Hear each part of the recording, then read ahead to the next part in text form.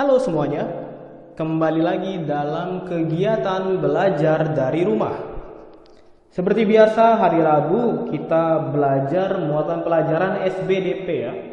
Namun, dalam tema kali ini, tema 4, materi SBDP-nya ini sama dengan materi di tema sebelumnya.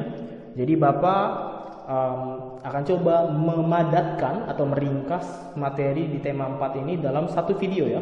Mulai dari subtema 1 sampai subtema 3. Jadi mari perhatikan dengan baik.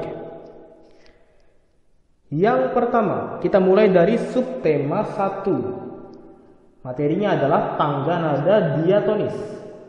Bapak yakin kalian masih hafal ya, tangga nada diatonis. Mari kita ulas, kita review.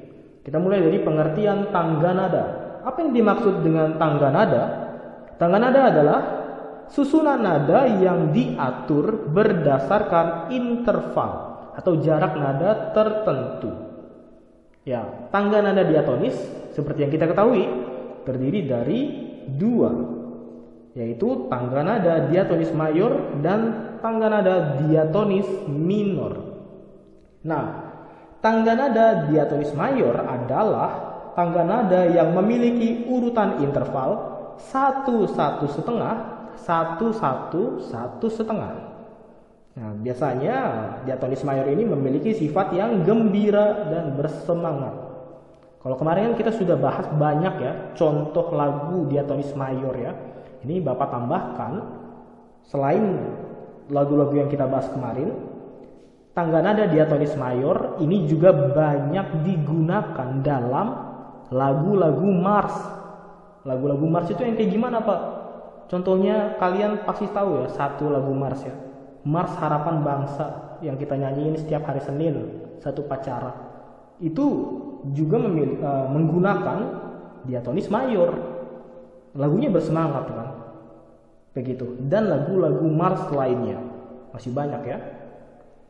Lalu tangga nada diatonis minor adalah tangga nada yang memiliki urutan interval 1/2, 1, 1/2, 1, 1. Nah, ini kebalikannya ya, memiliki sifat sedih dan lagunya tenang atau kurang bersemangat. Nah, kalau tadi diatonis mayor itu banyak digunakan di lagu-lagu Mars. Nah, kalau diatonis minor ini banyak digunakan pada lagu-lagu himne. Contohnya apa? Yang kalian tahu lagu himne? Misalnya himne guru. Misalnya himne guru kan lagunya tenang ya, tidak terburu-buru, tidak bersemangat gitu. Atau himne Satya Dharma Pramuka, kalau kalian pernah dengar ya. Dan lagu-lagu himne lainnya itu menggunakan diatonis minor, begitu ya. Untuk contoh-contoh lagunya Bapak nggak bahas karena sudah sering dan sudah banyak dibahas di tema-tema sebelumnya. Itu materi di subtema 1 pada tema 4 ya, pada tema kali ini. Kita lanjut ke subtema 2. Subtema 2 itu membahas tentang pola lantai dan properti tari. Masih ingat pola lantai? Oke, kita langsung saja ya. Apa yang dimaksud dengan pola lantai? Pola lantai adalah pola denah yang dilakukan oleh seorang penari dengan perpindahan, pergerakan, dan pergeseran posisi dalam sebuah ruangan untuk menari. Atau sederhananya, pola lantai itu garis hayal, jadi bukan garis beneran ya, yang dilalui oleh penari. Jadi seolah-olah ada garis di situ. Nah, pola lantai ini dibuat tujuannya untuk memperindah pertunjukan karya tari.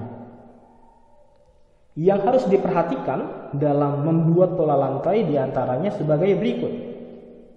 Yang pertama adalah bentuk pola lantai.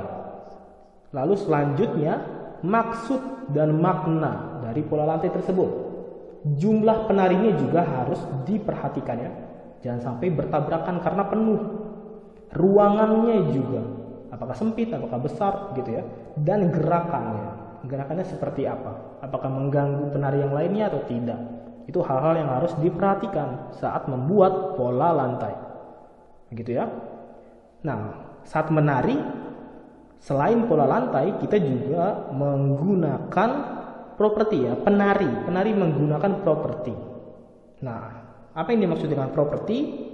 Properti adalah semua perlengkapan yang digunakan oleh penari saat menari.